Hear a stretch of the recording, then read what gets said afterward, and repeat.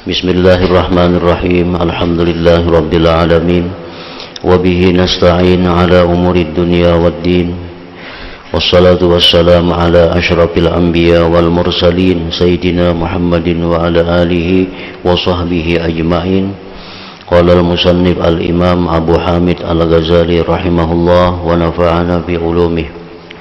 Walamma dakhala az-zanju al-basrata faqatalul anfusa wa nahabul amwala ijtama'a ila sahlin ikhwanuhu faqalu law sa'alallaha ta'ala daf'ahum fasakata thumma qala inna lillahi ibadan bi hadhihi al-baldah law da'aw 'ala adh-dhalimin lam yusbih 'ala wajhi al-ardi dhalimun illa mata fi lailatin wahidah walakin la yaf'alun qila lima qala li annahum la yuhibbun ma la yuhibb.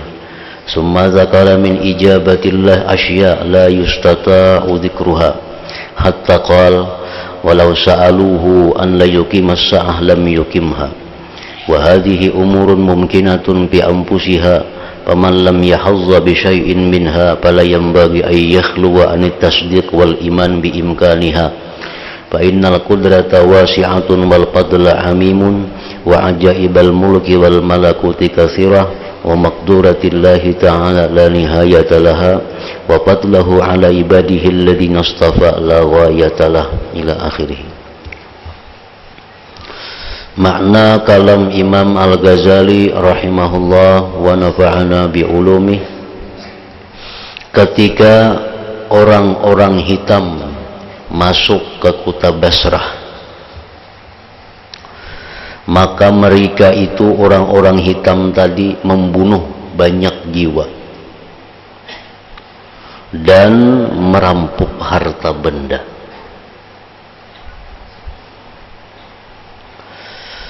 Maka berkumpullah teman-teman Sahal kepadanya, lalu berkata, alangkah baiknya jikalau kamu meminta kepada Allah Ta'ala untuk menolak mereka. Nah, kota Basrah dimasuki gerombolan,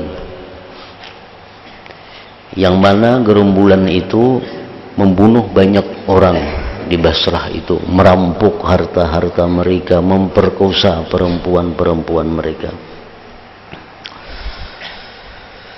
Sedangkan di waktu itu ada seorang waliullah yang bernama Sahal bin Abdullah At-Tustari, yang mana Imam Sahal ini dikenal orang sebagai wali dan mujabud dakwah, doanya selalu dikabulkan Allah.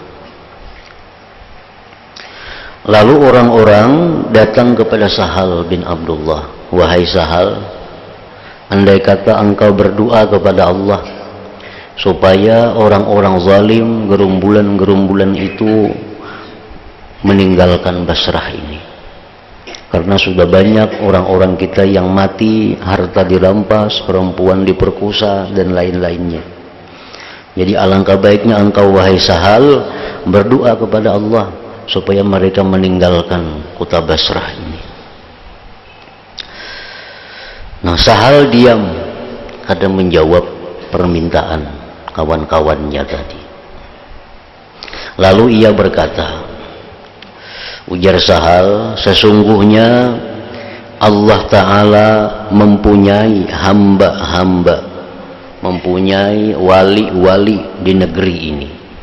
Padahal di Basrah ini, ujar Sahal, banyak para wali. Jikalau mereka itu berdoa atas kebinasaan orang-orang yang zalim, jika mereka orang wali-wali yang di Basrah itu mau berdoa lawan Tuhan agar orang-orang gerombolan itu dibinasakan oleh Allah, niscaya tidak ada di atas bumi seorang zalim pun kecuali mati dalam satu malam. Padahal di Basrah itu banyak para wali. Andai kata mereka itu mau berdoa agar orang zalim itu dimusnahkan, niscaya pada malam itu seluruh orang zalim di muka bumi ini habis binasa. Akan tetapi mereka tidak mau melakukannya. Tetapi wali-wali itu kadang mau berdoa kepada Allah agar perampok-perampok itu dijauhkan, agar gerombolan-gerombolan itu meninggalkan Basrah. Mereka kadang mau berdoa. Jakanya inya hakun berdoa ujar sahal kadang alih. Akan tetapi mereka tidak mau melakukannya. Seseorang bertanya kepadanya Sahal, mengapa? Kenapa kada hakun berdoa? Orang kita banyak nang mati, harta dirampas, wanita-wanita dibunuh, diperkosa. Ya berdoa apa ngelawan Tuhan supaya bulikan perampok itu.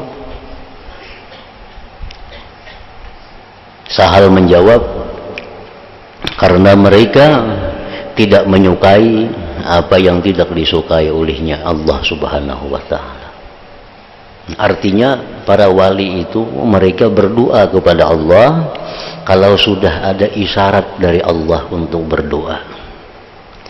Nah, si wali-wali itu mereka akan berdoa kepada Allah kalau ada isyarat, ada petunjuk dari Allah untuk berdoa. Selama tidak ada isyarat dari Allah untuk berdoa, mereka tidak akan berdoa. Dan mereka pasti akan mengetahui apa hikmah yang terjadi di belakang kejadian-kejadian itu.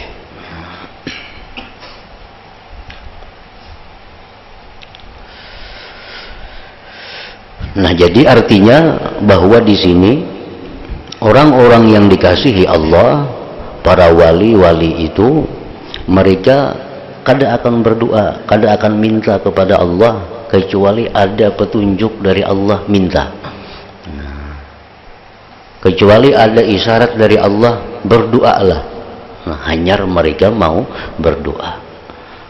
Walaupun itu musibah, walaupun itu bencana, apapun, selama belum ada isyarat petunjuk dari Allah untuk berdoa, nah, mereka kada akan berdoa, kada akan minta dikeluarkan dari musibah, dari bencana itu. Nah, apa isyarat yang mereka dapat dari Allah sehingga mereka itu bisa berdoa, sehingga mereka itu mau berdoa? Nah, isyarat yang diberikan Allah kepada mereka itu untuk berdoa artinya bahwa doa mereka itu kada bertentangan dengan apa yang ditakdirkan oleh Allah Subhanahu wa Ta'ala. Nah, apabila yang mereka kehendaki itu kada sesuai dengan apa yang ditakdirkan oleh Allah pada masa dahulu, pada masa azali, Allah kada akan memberikan isyarat kepada mereka untuk minta kepada Allah.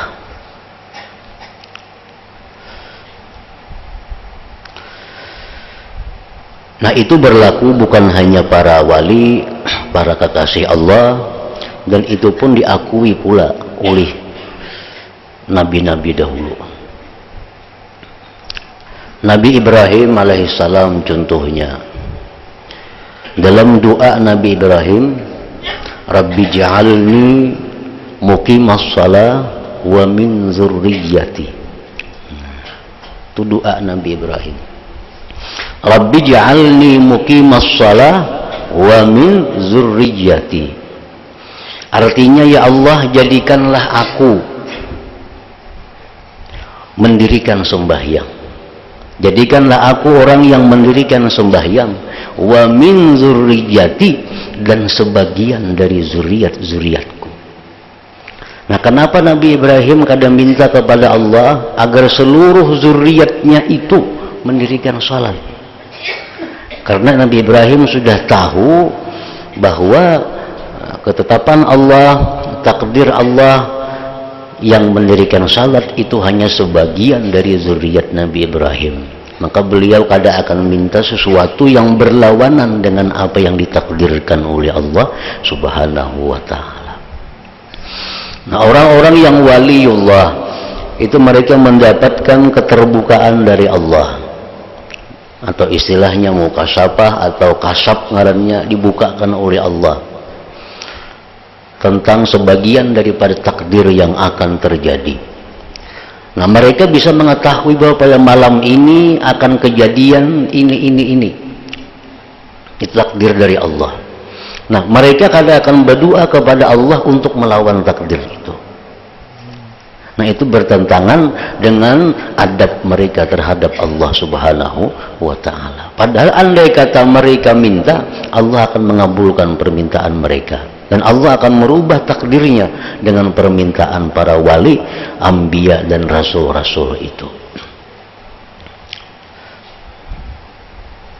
Jadi artinya sebelum mereka itu berdoa, sebelum minta lawan Allah, mereka itu kalau bisa melihat dahulu nang diminta ini apakah sesuai dengan takdir atau kada. Nah, kalau ini kada sesuai dengan takdir, mereka kada akan minta kepada Allah. Bila sesuai lawan takdir, hanya mereka minta kepada Allah. Demikian pula yang dialami oleh Rasulullah sallallahu alaihi wasallam tentang cucu beliau Sayyidina Al-Husain radhiyallahu anhu. Nah, Sayyidina Husain ini cucu Nabi yang paling beliau sayangi. Sampai-sampai Nabi di rumah Sidin, bila mendengar ada tangisnya Husain, Nabi turun. Nah, mendatangi ke rumah Siti Fatimah radhiyallahu anha. Lalu jar Nabi, ya Fatimah, alam ta'lami anna buka'ahu yu'zini. Wahai Fatimah, engkau tidak tahukah bahwa tangisan Husain itu menyakiti hatiku? Nah, itu bagaimana kasih sayangnya Nabi kepada Sayyidina Husain radhiyallahu anhu. Nah, pada suatu hari Nabi kita ma'asuh menimang Sayyidina Husain ini. Menimang Sayyidina Husain. Lalu tiba-tiba Nabi kita menangis. Waktu menimang Sayyidina Husain itu menangis. Fa'idha aynahu tadma'an. Tiba-tiba air mata Sayyidina keluar. Keluarga beliau berkata, apa yang membuat engkau menangis wahai Rasulullah, sedangkan di tangan engkau, di asuhan engkau, cucu engkau yang engkau cintai? Nah, ujar Nabi, tadi Jibril datang kepadaku. Ujar Jibril, wahai Muhammad, atuhibbu, adakah engkau cinta kepada Husain? Qala na'am, ya, ujar Nabi, aku cinta kepada Husain. Ada apa? Ujar Nabi kita, sayaktuluhu ummatuka bitafil Irak. Itu Husain satu saat nanti akan dibunuh oleh umat engkau di pesisir kota Irak, di pesisir negeri Irak itu. Jadi Nabi sudah mengetahui bahwa cucu beliau yang Sidin sangat cintai ini akan dibunuh oleh umat beliau di pesisir tepi laut di negeri Irak. Nah, kenapa Nabi kadang minta kepada Allah bahwa dilindungi cucu beliau jangan sampai dibunuh? Padahal Nabi andai kata minta kepada Allah, pasti Allah akan melindungi Sayyidina Husain daripada dibunuh orang. Tapi Nabi kita kadang minta kepada Allah agar Sayyidina Husain itu dilindungi, dipelihara daripada pembunuhan. Nah, apa yang terjadi memang demikian. Begitu Sayyidina Husain dewasa, akhirnya beliau dibunuh tepat di tempat yang dikatakan oleh Jibril alaihi salam itu. Nah, jadi di sini pelajarannya bahwa Nabi kita kadang minta kepada Allah selama belum ada isyarat, belum ada petunjuk dari Allah untuk meminta itu. Walaupun itu adalah untuk keselamatan cucu beliau yang paling Sidin sayangi. Padahal andai kata Nabi minta, pasti Allah akan mengabulkan permintaan Nabi itu. Nah, demikian lagi contohnya dalam perang Uhud. Nah, perang Uhud itu peperangan yang mana kita kalah. Dan banyak tokoh-tokoh Islam yang gugur. Sayyidina Hamzah, Abdullah bin Jahsin, Mus'ab bin Umair, banyak panglima-panglima yang gugur dalam perang Uhud itu. Nah, padahal Nabi sudah mengetahui bagaimana kejadian Uhud itu akhirnya, bagaimana Nabi sudah tahu. Tapi beliau kada minta kepada Allah agar perang Uhud itu kemenangan bagi kaum muslimin. Kenapa Nabi kada minta kepada Allah? Karena kada ada petunjuk, kada ada isyarat dari Allah untuk minta kemenangan dalam perang Uhud itu. Nah, lain hal dengan perang Badar. Nah, perang Badar itu memang Nabi kita diberi isyarat oleh Allah untuk minta kemenangan kepada Allah. Sehingga dengan orang beberapa ratus, musuh beberapa ribu, umat Islam menang. Karena Nabi kita meminta kepada Allah agar dimenangkan dalam perang Badar itu. Nah, jadi itu sunnah para nabi, sunnah para rasul, sunnah para aulia-aulia, bahwa mereka tidak akan minta kepada Allah sebelum mereka mengetahui bahwa yang mereka minta itu memang dicintai oleh Allah Subhanahu wa Ta'ala. Nah, seperti demikian juga halnya yang terjadi di Irak tadi, Basrah tadi. Perampok datangan menyerang kota Basrah, membunuh, merampok, memperkosa, padahal kada sedikit wali-wali di Basrah itu, kada sedikit kubur-kubur aulia di sana. Kenapa mereka kada minta agar dihindarkan dari musibah itu? Karena mereka kada akan minta kepada Allah kecuali yang Allah cintai, kecuali yang Allah suruh minta. Hanya mereka minta kepada Allah Subhanahu wa Ta'ala. Kemudian Sahal menyebutkan dari apa yang diperkenankan oleh Allah akan beberapa perkara di mana ia tidak sanggup untuk menyebutkan semuanya. Padahal doa-doa para wali itu banyak yang dikabulkan oleh Allah. Contoh-contohnya disebutkan oleh Sahal. Ada orang wali minta supaya matahari ditahan, jangan tinggalan dulu, ada yang ditunggu lagi, matahari berhenti dari perputarannya. Ada yang minta si fulan yang mestinya mati hari ini ditunda umurnya sampai 20-30 tahun, bisa terjadi. Sebenarnya kalau para wali itu minta, doa mereka dikabulkan oleh Allah. Tapi karena adab mereka kepada Allah, mereka kada akan minta kecuali memang dari Allah, bukan dari nafsu atau diri mereka.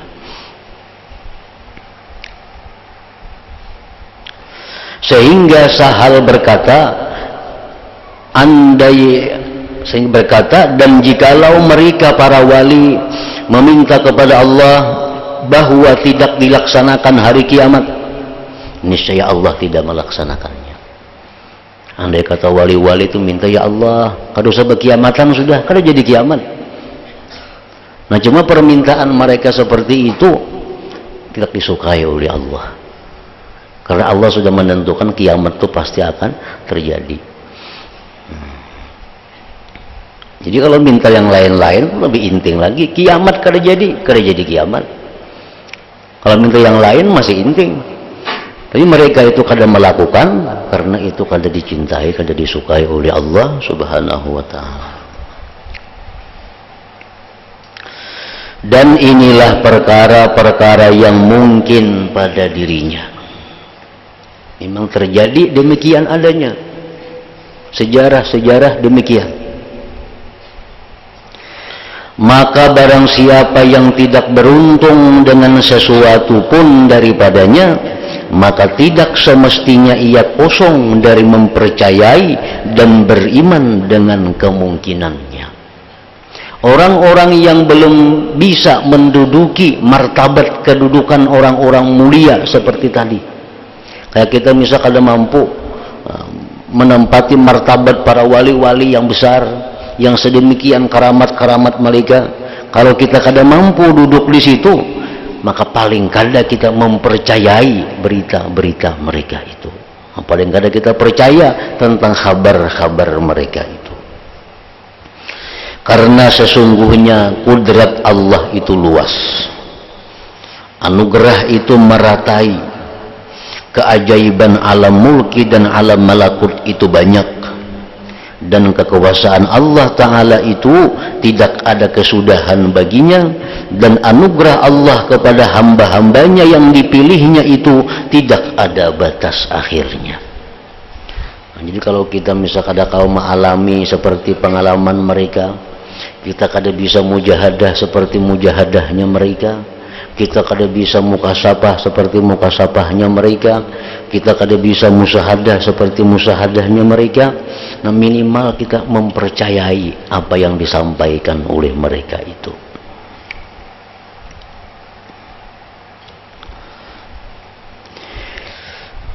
Oleh karena itulah Abu Yazid berkata, jikalau Allah memberikan kepadamu munajatnya Musa, rohnya Isa, dan kekhalilan Ibrahim, maka carilah apa yang dibalik itu.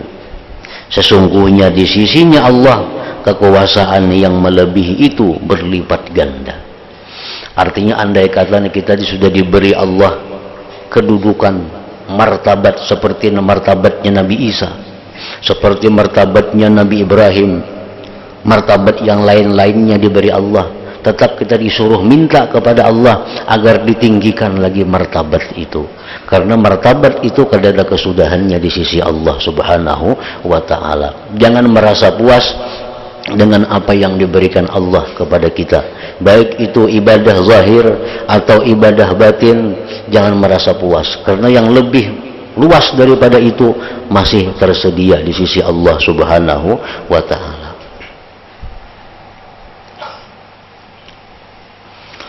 Maka jikalau kamu merasa tenang pada yang demikian, niscaya Dia menghijabmu daripadanya.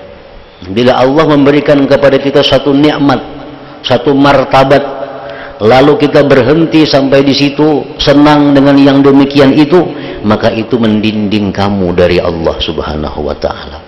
Dan ini bencana seperti mereka dan orang yang dalam keadaan seperti keadaan mereka, karena mereka itu teladan dan teladan.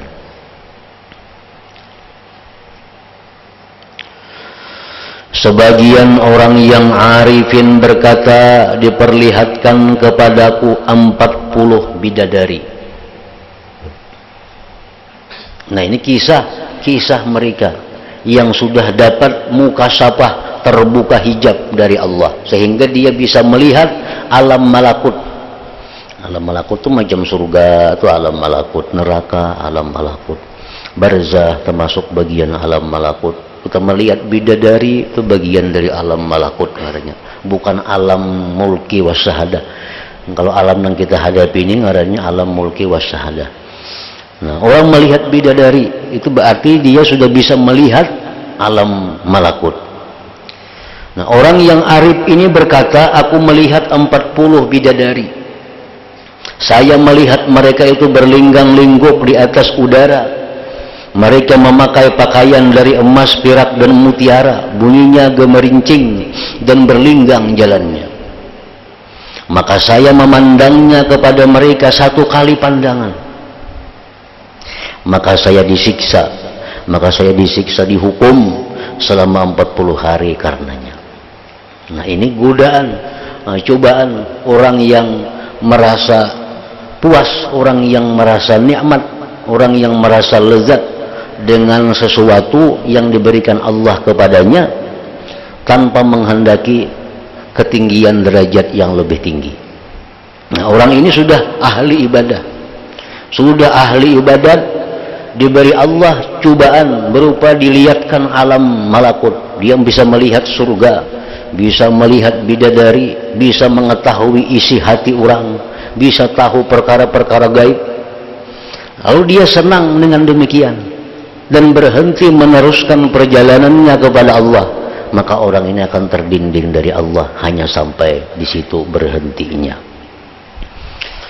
Nah, seperti orang yang tadi menyebutkan bahwa dia dinampakkan bidadari 40 orang, lalu dia memperhatikan bidadari tadi, akhirnya dia dihukum selama 40 hari berupa hilangnya kelezatan manisnya ibadah kepada Allah Subhanahu wa ta'ala.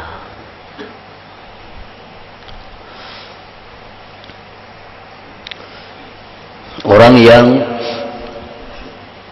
hatinya banyak bergantung kepada selain Allah, orang yang hatinya banyak mencintai lebih daripada mencintai Allah, orang ini pasti kada akan dapat apa yang dinamakan halawatul iman, manisnya iman.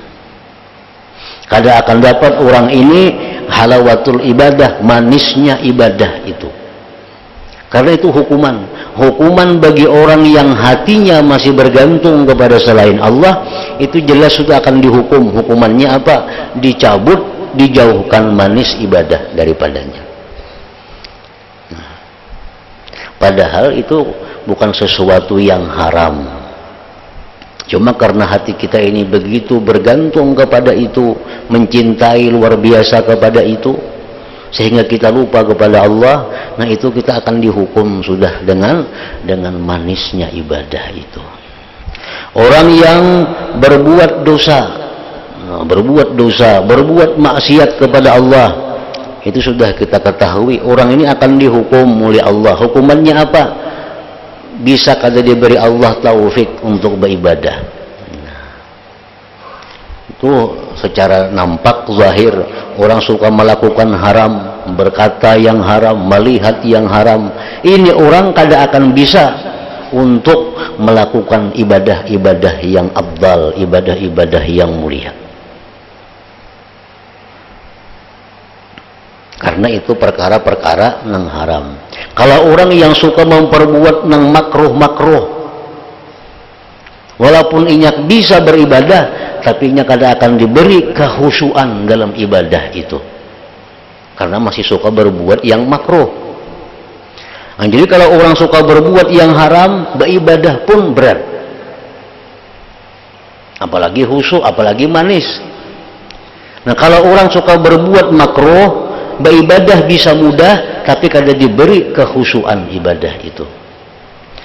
Nah, orang yang berbuat yang haram sudah dijauhkannya, yang makruh dijauhkannya, tinggal lagi orang ini suka berbuat yang sia-sia, yang lalai kepada Allah. Nah, dia bisa melakukan ibadah, bisa khusyuk, tapi kada dapat manisnya ibadah itu. Nah, seperti orang arifin dari berkata, suatu hari aku dinampakkan bidadari, maka aku terpesona melihat bidadari itu. Akhirnya aku dihukum 40 hari kehilangan manisnya ibadah kepada Allah Subhanahu wa ta'ala.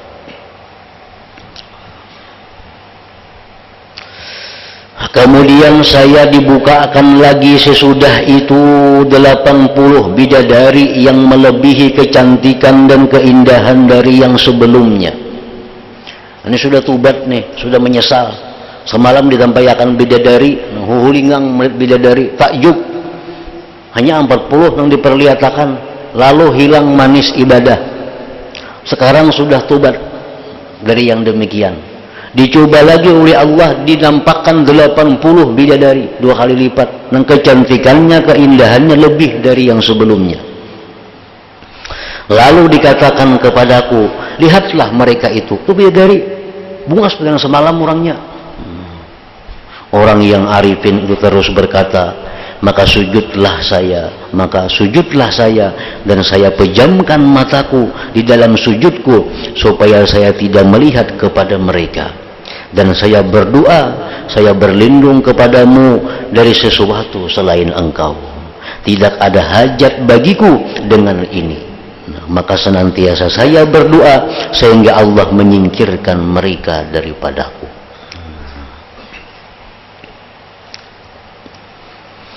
Maka contoh-contoh mukasyafah ini dibukakan.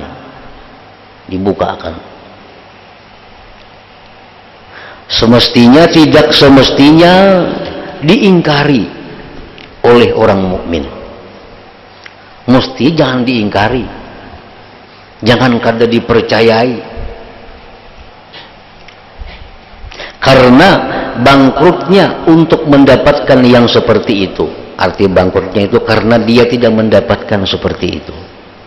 Karena dia kada mendapatkan seperti itu, hendaknya dia jangan mengingkari kepada orang yang mendapatkan itu. Misal sama-sama beribadah nih, sama-sama beribadah, sama-sama berzikir. Lalu jarang kawan, aku tadi ada melihat orang baju jubah masuk ke sini, buas orangnya. Mbak ada, aku udah melihat. Nah, ya jangan mengingkari itu, karena seorang mungkin kada melihat, kawan bisa melihat. Nah, tidak sepantasnya orang mukmin itu mengingkari apa-apa yang terjadi bagi seorang mukmin lainnya daripada hal yang disebut dengan keterbukaan perkara-perkara yang gaib tadi. Maka jikalau setiap orang tidak beriman melainkan dengan sesuatu yang ia menyaksikannya dari dirinya yang zalim dan dari hatinya yang keras, niscaya sempitlah jalan iman atasnya. Amun inya mengukur kepercayaan itu dengan ukuran dirinya, ini mengukur lawan ukuran dirinya seorang, nah, sempitlah bagi orang itu jalannya iman. Ini ukurannya asalnya orang tuh kayak inya semuaan. Nah, ada orang melihat tuh percaya, buktinya aku juga kada melihat. Nah, seorang jadi ukurannya. Nah, padahal seorang ini orangnya zalim, hatinya keras, tentu kada sama dengan kawan yang diberi Allah anugerah berupa mukasafah, keterbukaan tadi. Bahkan ini adalah keadaan-keadaan yang timbul setelah melampaui rintangan-rintangan dan telah memperoleh makam-makam yang baik. Orang yang diberi Allah mukasyafah itu orang yang sudah berhasil melalui rintangan-rintangan dalam perjalanannya untuk ma'rifat kepada Allah itu.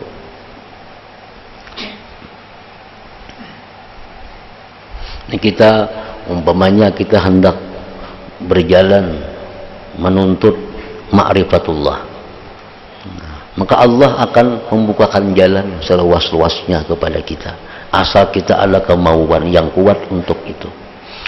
Nah, dalam perjalanan ini pasti akan dilalui cobaan-cobaan, halangan-halangan untuk sampai ke tempat yang kita maksud itu.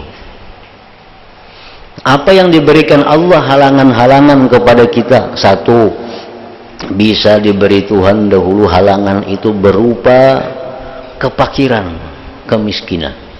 Nah, ini orang ini hendak jadi kekasihnya Allah, hendak jadi orang yang dekat lawan Allah, lalu nyoba ibadah lawan Tuhan, menghindari nang haram, menjauhi nang makruh, ibadah bewiritnya banyak. Nah, orang ini pasti akan dicoba oleh Allah. Apa cobaannya? Macam-macam. Namun yang pasti cobaan itu ada berupa kepakiran, kemiskinan. Nah, hanya mulai umpat mengaji, hanya mulai umpat bewirit, hanya mempunyai umpat yang kayak orang berbuat baik, sudah macam-macam hilangan. Harta di sini hilang, harta yang di sana diambil orang.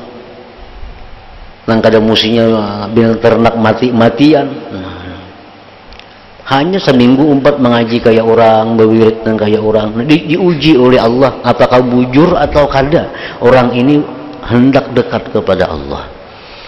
Nah, diuji oleh Tuhan. Nah, bila itu lulus, artinya kepakiran yang dia hadapi itu kada merubah sikapnya, tetap inya menuntut ilmu, tetap inya berwirid yang banyak, tetap inya menjauhi yang haram, walaupun kepakiran miskin hidupnya. Nah, lulus, Allah akan mengujinya lagi dengan ujian kekayaan. Kekayaan diberi Allah dia rezeki yang berlimpah ruah, yang kada terkira-kira datangnya dari mana. Nah, bila di sini dia terhenti dengan kekayaan itu, maka berhentilah jalannya menuju kepada makrifat Allah tadi.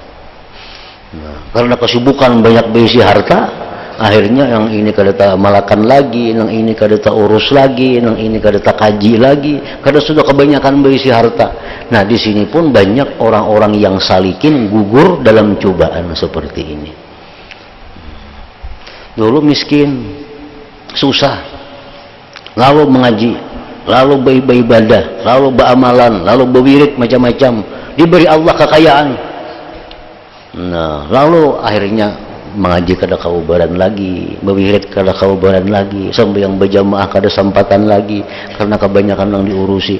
Nah, ini berarti orang ini gugur di dalam ujian ini. Nah, bila ujian kekayaan ini dia selamat, dia bisa lulus, itu masih banyak cobaan-cobaan zahir berikutnya.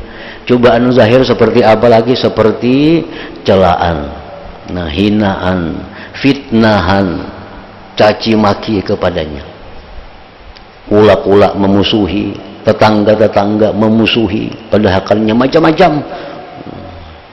Ini sebenarnya cobaan dari Allah, bagaimana dalam menjalani jalan Allah, apakah terus atau ingin sibuk menghadapi cobaan-cobaan itu. Nah, celaan, cobaan, cercaan, caci maki yang ditujukan kepada kita kada perlu ditanggapi mestinya, kada perlu dibalas, kada perlu didoakan mudahan inya matian, kada perlu. Bahkan disuruh doakan kebaikan, berikan kemaafan kepadanya. Nah, bila kita mampu demikian, kita lulus dalam menghadapi ujian itu. Nah, jadi orang mencela, mencaci maki, menghina, kada di urusan, kada perlu dilayani, kada perlu ditanggapi, kada perlu dibalas, karena ini adalah cobaan Allah untuk meneruskan jalan kita. Bila kita terus yang demikian itu, cobaannya akan datang lagi. Cobaannya apa pulang? Orang dulu yang mencela kita sekarang memuji kita. Orang dulu memusuhi kita sekarang jadi mencintai kita. Orang dulu yang menjauh kita datang kepada kita. Orang semuaan memuji, menyanjung, menghormati kepada kita. Nah, ini cobaan juga. Bila dia larut dengan demikian, sibuk dengan banyaknya urusan-urusan penggemar-penggemarnya yang datang kepadanya, nah akhirnya ini melumpuhkan jalannya kepada ma'rifat Allah Subhanahu wa ta'ala. Nah, ini ngarannya ujian-ujian yang dimasukkan dalam ujian babak yang pertama seorang yang menuju jalan Allah itu, karena ini dianggap masih ujian zahir ngarannya, ini masih inceng. Nah, bila ini lulus lagi, Allah memberi pulang ujian berupa sedikit dibuka Allah pintu mukasyafah tadi. Nah, hanya itu masuk ke ujian yang sedikit lebih berat lagi. Diperlihatkan Tuhannya bidadari, walaupun tangannya hanyar. Nah, diperlihatkan surga, gerbangnya hanyar, diperlihatkan. Nah, bila orang ini senang dengan demikian, dia merasa puas dengan apa yang dihasilkan ini, nah dia akan terhenti daripada jalan ma'rifatullah itu. Nah, jadi melalui perjalanan yang panjang, cobaan-cobaan seperti itu bisa lulus seseorang dalam sebulan, bisa lulus dalam 6 bulan, dalam sehari, 10 tahun, 70 tahun, tergantung Allah Subhanahu wa ta'ala yang memberikan petunjuk hidayah kepada orang tersebut. Nah, itu yang disebut ngarannya setelah melampaui rintangan-rintangan dan telah memperoleh makam-makam yang banyak, yang sekurang-kurangnya adalah ikhlas dan mengeluarkan bagian-bagian nafsu dan memandang makhluk dari semua amal perbuatan, baik yang zahir maupun yang batin. Kemudian menyembunyikan yang demikian dari makhluk dengan menutup halnya. Nah, kalau kita diberi Allah cobaan-cobaan seperti tadi, lalu kita sudah berhasil melampauinya, nah maka itu hendaknya disembunyikan daripada makhluk, kada perlu diceritakan, kada perlu dikisahkan, sehingga tinggallah dibintingi dengan binting khumul, tidak dikenal, tidak diketahui orang. Maka inilah permulaan suluk perjalanan mereka dan sekurang-kurang makam mereka. Dan itulah yang paling sukar didapat pada manusia yang bertakwa tadi. Dan sesudah pembersihan hati dari kotoran berpaling kepada makhluk, maka melimpahlah padanya cahaya yakin dan terbukalah baginya pokok-pokok kebenaran. Dan mengingkari yang demikian dengan tanpa percobaan dan menjalani jalan itu berlaku sebagaimana berlakunya orang yang mengingkari terbuka gambar pada besi. Orang yang kada suah menjalani jalan itu, kada perlu mengingkari, karena seorang belum pernah menjalani. Ini ujian pertama sudah dilaluinya, ujian yang kedua dilaluinya, sampai yang kelima ke enam ujian Tuhan dilaluinya. Lalu ini mengisahkan hal-hal yang didapatnya. Kita yang belum menjalani jangan mengingkari, karena kita belum suah menjalani kayak jalaninya.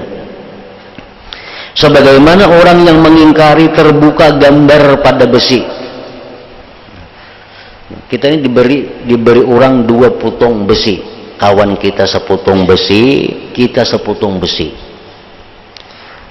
2-3 bulan kemudian, ujar kita lawan kawan, besi na ampun kutu, aku kalau beceramin di situ. Ujar kawan kita nih, besi na ampun ku semalam tuh, kau beceramin di situ kelihatan. Nah, ujar saya, kau mau wasi itu kau beceramin kadep mana kalau kelihatan. Nah, sekalinya ampun kawan nih, begitu diberinya besi, nah dibersihinya besinya itu, dihimpalasnya, dilicini sampai mengkilap sehingga kawa becermin di besi itu. Nah, saya kuning diberi besi, andak di bawah tanah, di mana ke dia andak kalau tahu lagi, betager wasinya, jangan kan beceramin. Nah, jadi amun belum maasah, belum mahimpalas, jangan mengingkari ampun orang yang sudah berhimpalas itu artinya. Maka pandangan orang yang mengingkari kepada apa yang berada di tangannya dari sepotong besi yang gelap yang telah dipenuhi oleh karat dan kotoran, dan ia tidak menceritakan, kadang menggambarkan bentuk dari bentuk-bentuk rupa-rupa, maka ia mengingkari kemungkinan terbuka pada apa yang dilihatnya ketika terang jenis bentuknya, dan mengingkari yang demikian itu adalah sangat bodoh dan sangat sesatnya.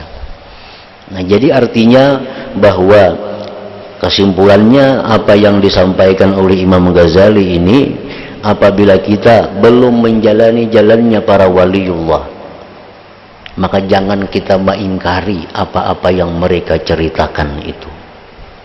Nah, kalau kita belum menjalani jalan kekasih Allah, jangan kita mengingkari apa-apa yang dihabarkan oleh kekasih Allah itu, karena mereka sudah melalui ujian-ujian, melalui tingkatan-tingkatan, sehingga mereka diberi Allah keterbukaan yang tidak diberikan kepada kita.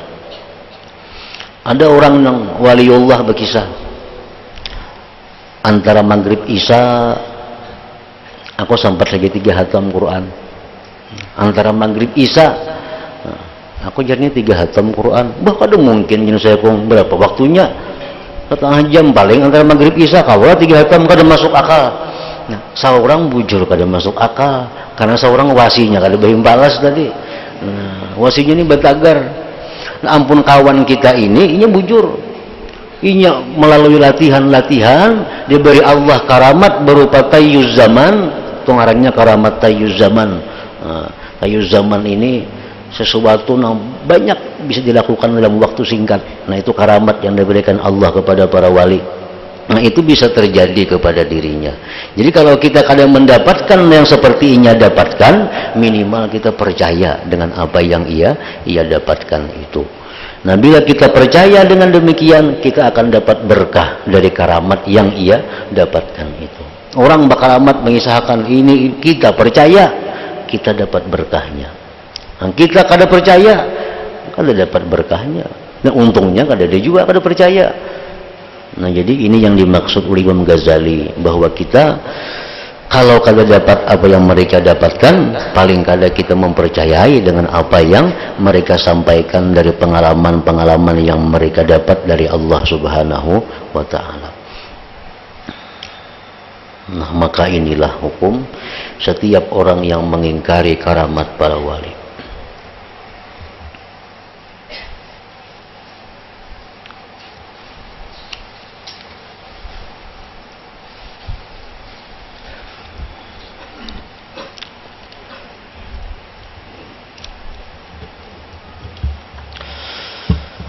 dalam zikri fa'alam annahu la